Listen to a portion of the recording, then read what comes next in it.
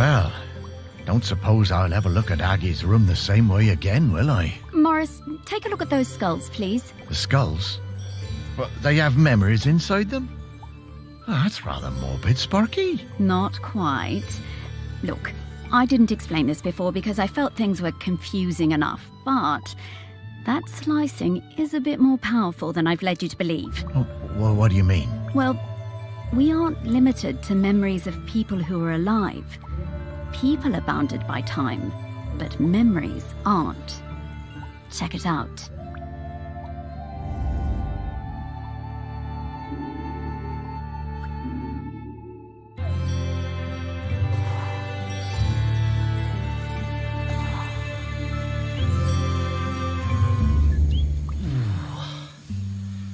Oh, I didn't think dead stomachs could get queasy, but here we are. Where are we, Sparky? When are we, Morris? This is Shelmerston in Aggie's time. You should be able to find some memories of her here. You are some dog, Sparky.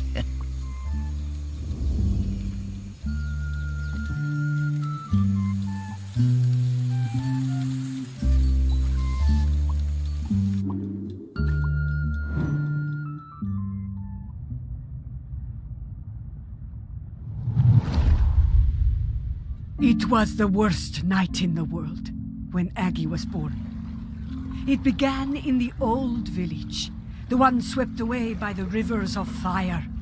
The ground shook and the earth split open and spat sparks.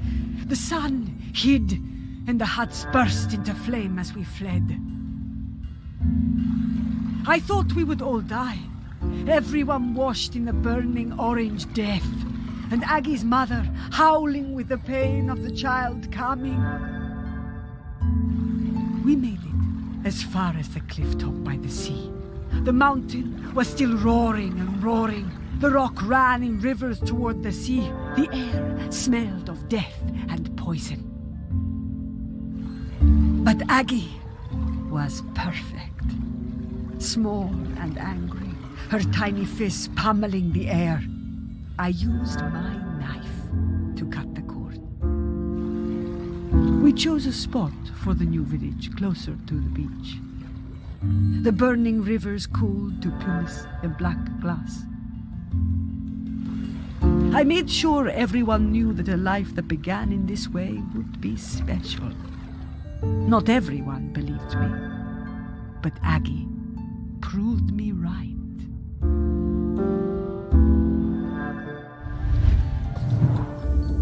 My goodness. Giving birth like that must have been awful. What a terrifying situation. So, where do you think that knife is? Should we look around here, or...? No, I'm pretty sure I've seen that knife before. Back at the museum, I reckon. Okay, Morris, let's go.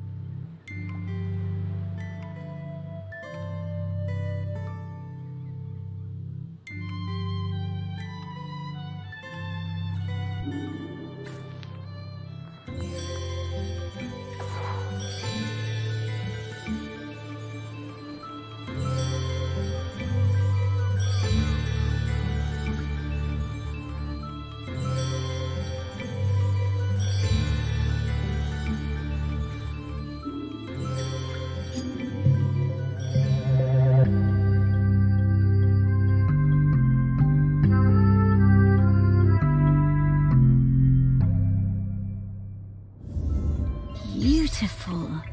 And to think that people had not long stopped using flint tools when this was made. There is so much history in this knife. Ooh. I'd love to see what else it got up to.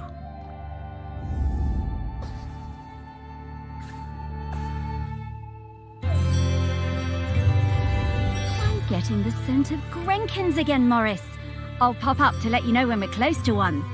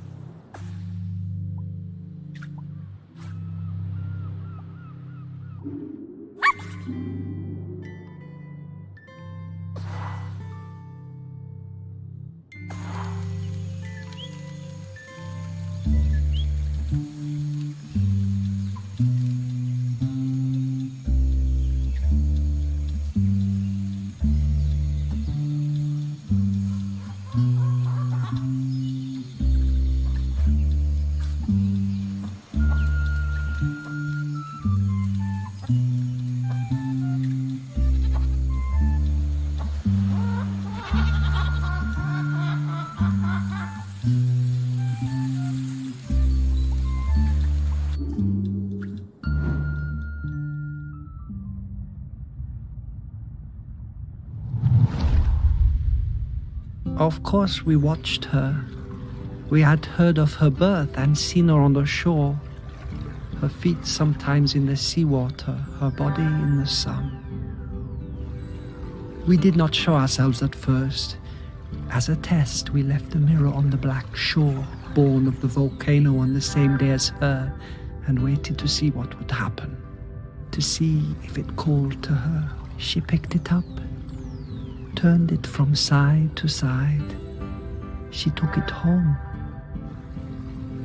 The next time I saw her, I introduced myself. We sang together, and I showed her how the mirror worked. How if you emptied your mind and thought of air and light and sea, you would see things in its surface.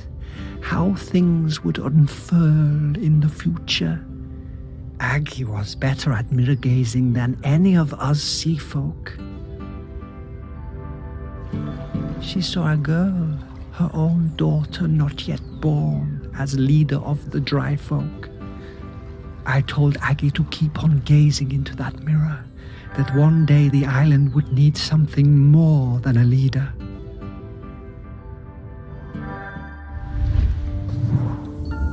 Oh, I had a box of rocks that looked like that mirror somewhere. Where did I put it?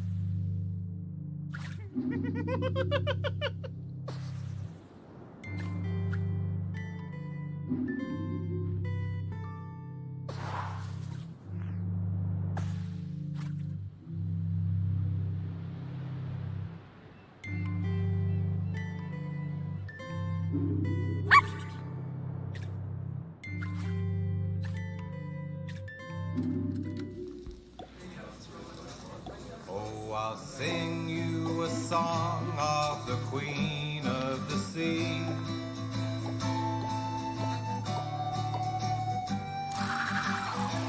Of when I first she first met me.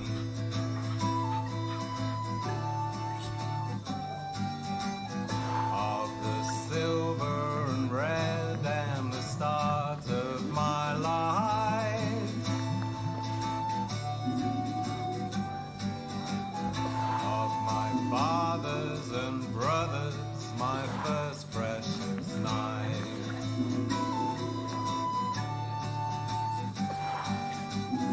Oh, the Molo is wide and the Molo is tall.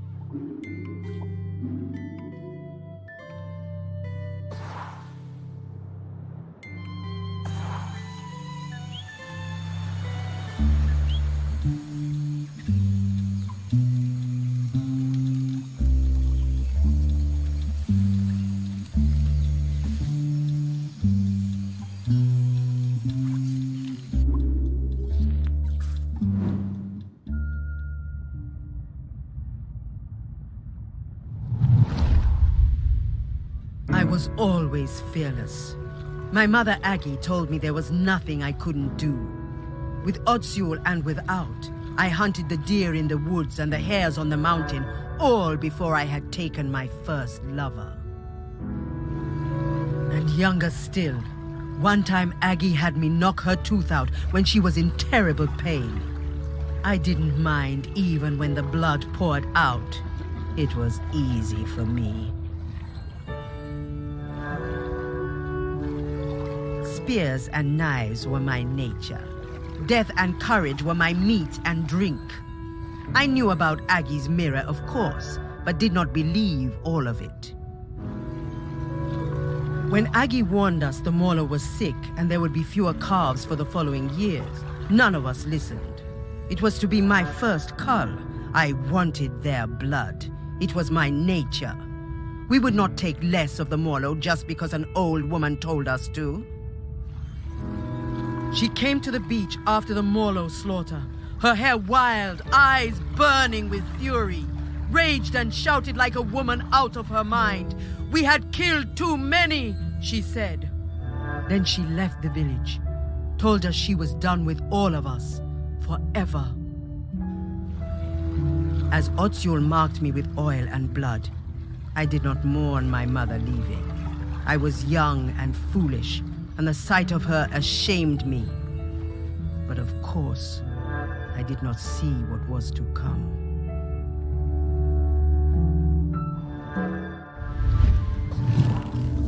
To think that they were still having the same arguments about the Morlow way back in the Bronze Age. Aggie must have sensed the trouble ahead. Maybe she was trying to find a way to prevent it.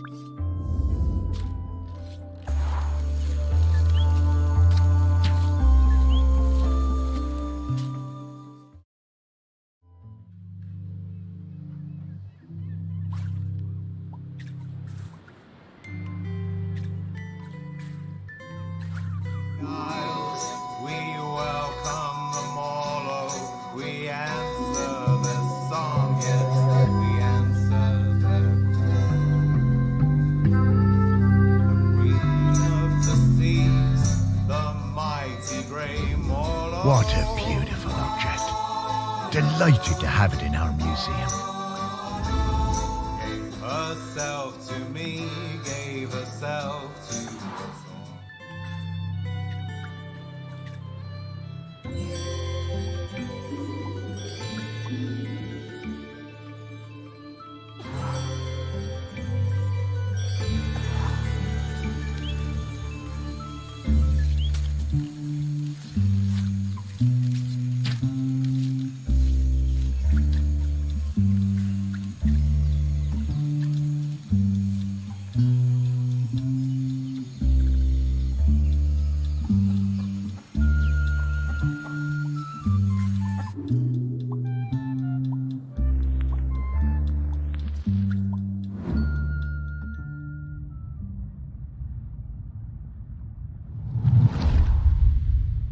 She was alone, and I would bring her food sometimes, samphire and sea urchins. She would make dry food and we would eat it together. Textures unlike any we knew that broke apart in your hands and in your mouth. We would sing together, make tea together. We became her family. The dry folk left her alone. She had a companion for a few seasons, a hind who came down from the mountain and slept at her fire. And then, for a few more, a golden hare that ate from her hand. One night we all felt it, those of us in the water and those above, the island waking, rumbling, alive again, more furious than before. I found Aggie awake, tending her fire, unsleeping, unresting, staring into her mirror. She told me she'd seen the island sinking into orange fire and boiling sea, lost forever above and below. The village and our town in the sea caves, all gone. Aggie went to the shore and blew the sinistral shell, calling our people up from the water. Aggie sang for them the oldest song, and we spoke for some time. That night, the sea and sky was all the same color, a deep grey blue like a mackerel's back without the glitter. As the dawn approached, Aggie left the beach to return to her people, to tell them what must be done.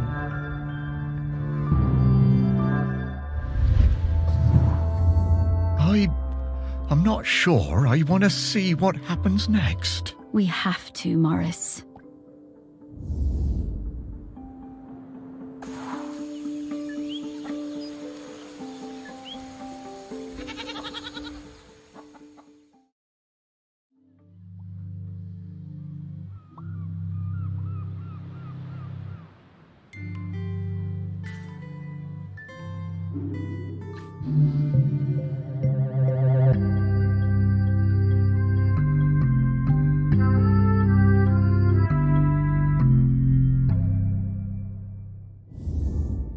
Such a small thing.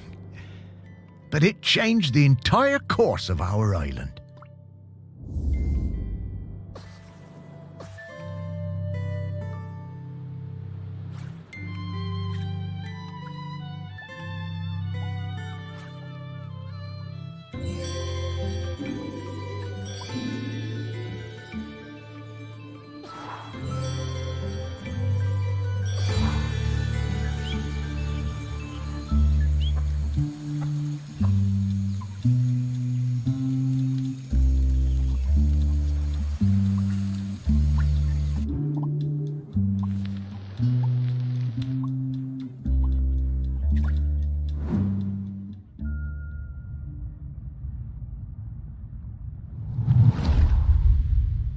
We heard the shell and knew Aggie had returned.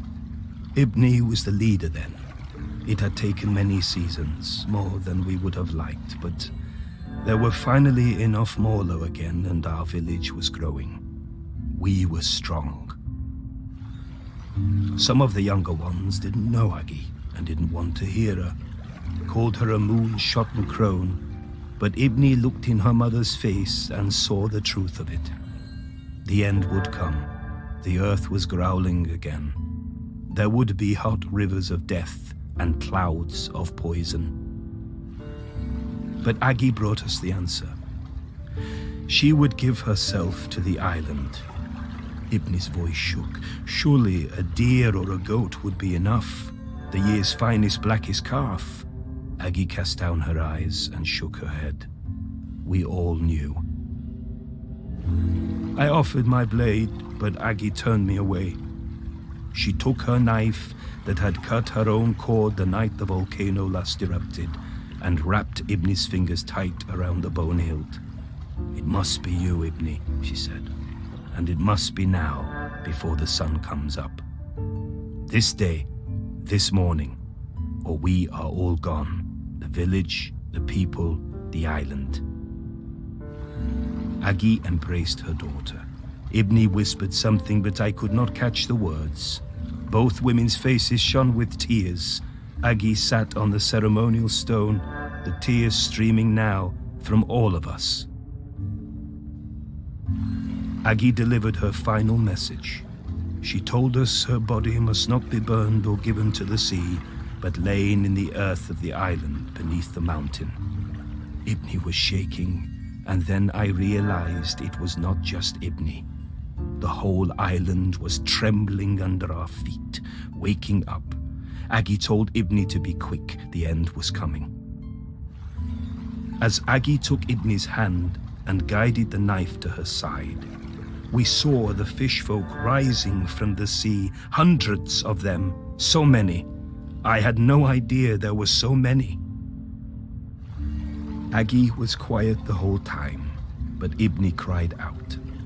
A sound of longing and hurting from her heart like I had never heard. Then she fell silent, and as Aggie's life poured from her body, the island and everything on it fell suddenly still. Utterly still. We wept then, in sorrow and relief. Then the fish folk were among us, countless, numberless. One embraced Ibni, holding her up as it seemed her own legs might give way. When the sun came up that day, land and sea folk stood together for the first time, talking and singing the old songs, Aggie's songs, together.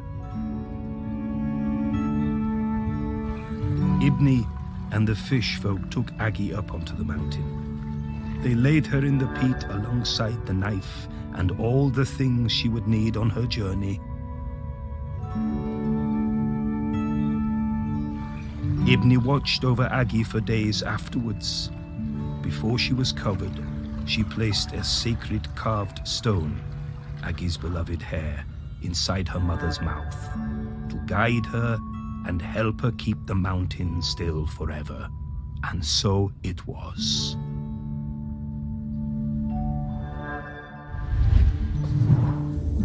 Oh, Aggie. Now that's bravery.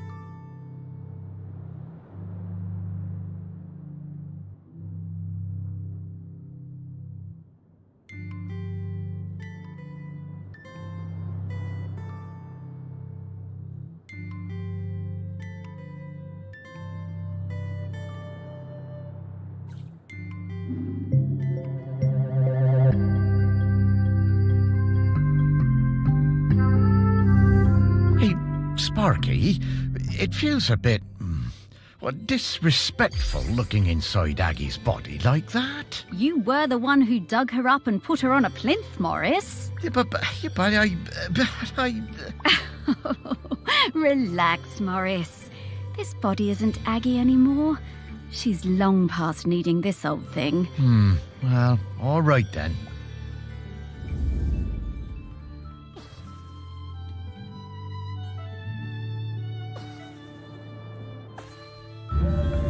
Okay, Morris. I'll level with you. We absolutely didn't need to find Aggie's mementos in order for me to sniff her out. She's here, waiting for you. She has been this whole time. But then, why did we need to visit the Bronze Age? Aggie thought it was important for you to see those memories, so you would understand her path before you met her. But also, wasn't it cool? That it was. The things I've seen now. Oh, Sparky, thank you so much. To think, for a while there, I was worried that being dead was going to be boring. You are very welcome, Morris. Okay, so, shall we go say hello to Aggie? Yes.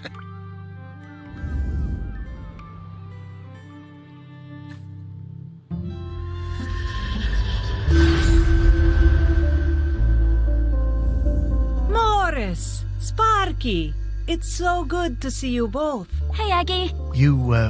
Wait, you know me? Of course I do. Morris Lupton, one of the best-loved men in the history of Shelmerston, with the very finest dog. Me? Oh, I don't know. Come now, let's go out of this place, into the air.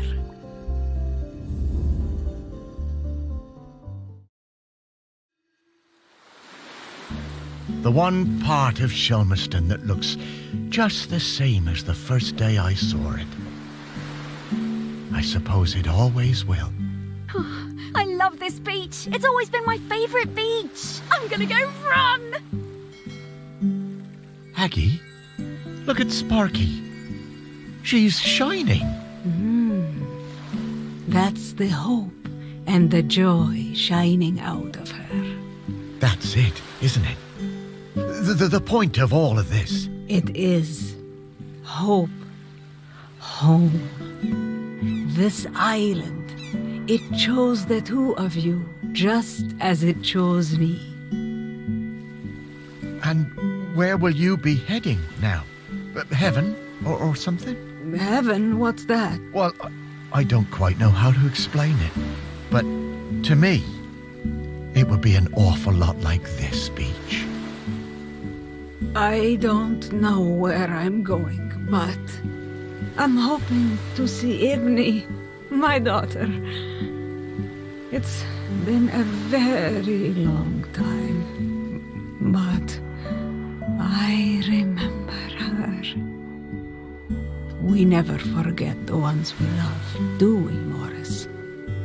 No, I don't suppose we do. I think she wants something, Morris. Huh. Would you look at that? I just found a tennis ball in my pocket. Here you are, girl.